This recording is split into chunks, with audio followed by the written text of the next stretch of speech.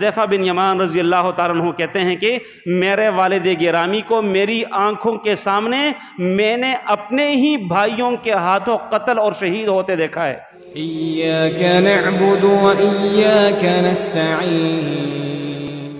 جب افراتفری کا عالم بن جائے، جب انتشار کی کیفیت بن جائے،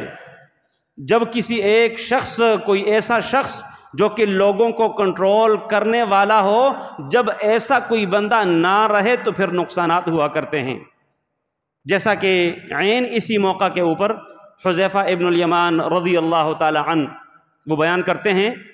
جب مسلمانوں میں انتشار کی کیفیت بن گئی تھی اور یہ نہیں دیکھ پا رہے تھے کہ اگلا بندہ ہمارا ہے یا دشمن کا ہے، یکسر سب کچھ بدل گیا تھا۔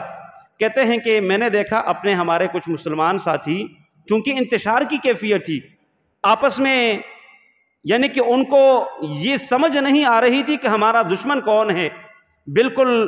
اپنی کیفیت کو کھو بیٹھے تھے۔ حذیفہ بن یمان رضی اللہ عنہ کہتے ہیں کہ انہوں نے میرے والد گرامی یمان کو پکڑ لیا تھا اور میں آوازیں دے رہا تھا کہ اللہ کے بندو، یہ میرے والد گرامی یمان ہیں، چھوڑیے گا ان کو، لیکن ان کو کچھ بھی سنائی نہیں دے رہا تھا۔ اور یوں حذیفہ بن یمان رضی اللہ تعالیٰ عنہ کہتے ہیں کہ میرے والد گرامی کو میری آنکھوں کے سامنے میں نے اپنے ہی بھائیوں کے ہاتھوں قتل اور شہید ہوتے دیکھا ہے۔ اللہ کے نبی علیہ السلام نے جب یہ کیفیت دیکھی تو اللہ کے نبی علیہ السلام نے پھر حذیفہ بن یمان رضی اللہ تعالیٰ عنہ کو دیت دینے کی پیشکش کی ہے، لیکن قربان جاؤں وہ بھی جانتے تھے کہ یہ محض اتفاقی مسئلہ ہے۔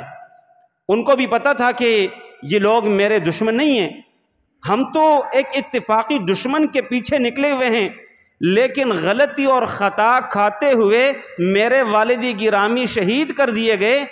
آگے سے حذیفہ بن یمان رضی اللہ تعالیٰ عنہ نے کہا کہ اللہ کے نبی، میں والد گرامی کی دیت ہرگز قبول نہیں کروں گا، بلکہ میں یہی دیت لے کے اپنے مسلمان بھائیوں کے اوپر صدقہ کر دیتا ہوں۔